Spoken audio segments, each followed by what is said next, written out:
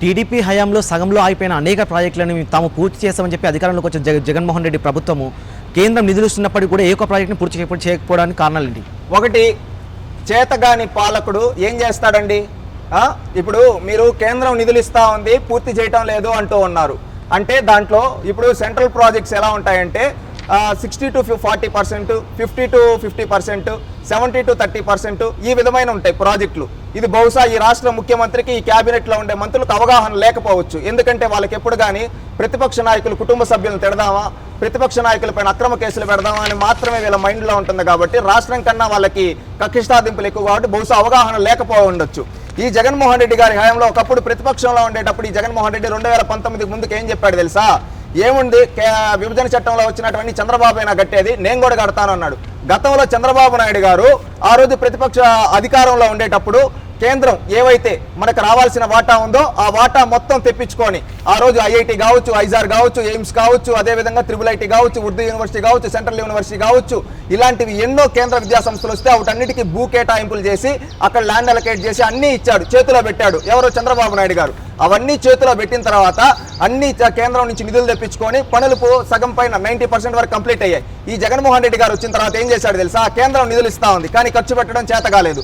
ఇంకొకటి ఏంటంటే రీసెంట్ గా ఒకటి జలజీవన్ మిషన్ కింద రాష్ట్రం వాటా ఇవ్వాల్సి ఉంటే ఆ రాష్ట్రం వాటా ఇవ్వలేకపోవడం వల్ల ఆ కేంద్రం ప్రాజెక్ట్ ఆగిపోయింది. ఈ విధంగా ఏంటంటే వేల కోట్ల కేంద్ర ప్రాజెక్టులను గాలి కొదిలేసింది. ఎందుకంటే వీళ్ళకేంటంటే కమిషన్లు వచ్చేటో మాత్రమే పనులు చేస్తారు, కమిషన్లు రానట్టు కనీసం పట్టించుకోరు ఈ సైకో జగన్మోహన్ రెడ్డి గారి ప్రభుత్వంలో. ఏంటంటే వీటన్నిటికీ ఏంటంటే ఇంకొక కారణం కూడా ఉందండి.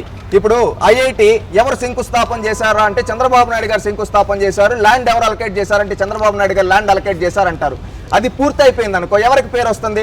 ఇన్ని పనులు చేసిన చంద్రబాబు నాయుడు గారికి పేరు వస్తుంది. కాబట్టి ఆయన ఏం చేశాడు జగన్మోహన్ రెడ్డి? చంద్రబాబు నాయుడు గారికి మాత్రం సచ్చిన పేరు రాకూడదని చెప్పి అన్ని ఆపేశాడు కక్ష కట్టి.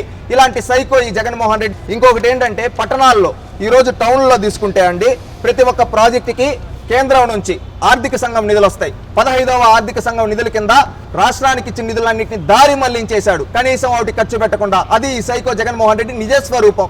ఈ విధంగా ఒకటి కాదు, రెండు కాదు, అనేక కేంద్ర ప్రాజెక్టుల్లో రాష్ట్రానికి వచ్చిన వాటాని సక్రమంగా ఖర్చు పెట్టకుండా ఆ ప్రాజెక్టులు ఆగిపోవడానికి కారకుడయ్యాడు ఈ జగన్మోహన్ రెడ్డి.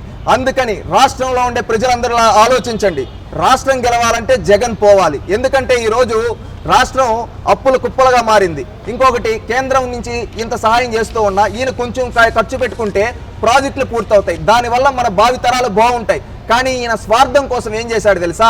అవి పూర్తయితే చంద్రబాబు నాయుడు గారికి ఎక్కడ పేరు వచ్చేస్తుందో అని తన స్వార్థం కోసం రాష్ట్రాన్ని నాశనం చేశాడు, రాష్ట్రంలో ఉండే పరిశ్రమలను వెళ్ళగొట్టాడు, రాష్ట్రంలో పూర్తవ్వాల్సిన ప్రాజెక్టులను ఆపేశాడు ఈ జగన్మోహన్ రెడ్డి. అందుకని మీరందరూ మేలుకొని రేపు రానున్న ఎన్నికల్లో రాష్ట్రం గెలవాలంటే జగన్ పోవాలి ఈ నినాదంతో ముందుకొచ్చి చేయి కలిపి ప్రతి ఒక్కరూ కులం చూడకుండా, మతం చూడకుండా, ప్రాంతం చూడకుండా రాష్ట్ర భవిష్యత్తు కోసం, రాష్ట్రాన్ని గెలిపించడం కోసం ఈ రోజు ఈ జగన్మోహన్ రెడ్డి గారిని ఓడిద్దాం. రేపు మన రాష్ట్రాన్ని అభివృద్ధి చేసుకున్నాం, అభివృద్ధి బాటలో పయనింపజేసే నాయకుడు చంద్రబాబు గారికే ఓటేద్దాం.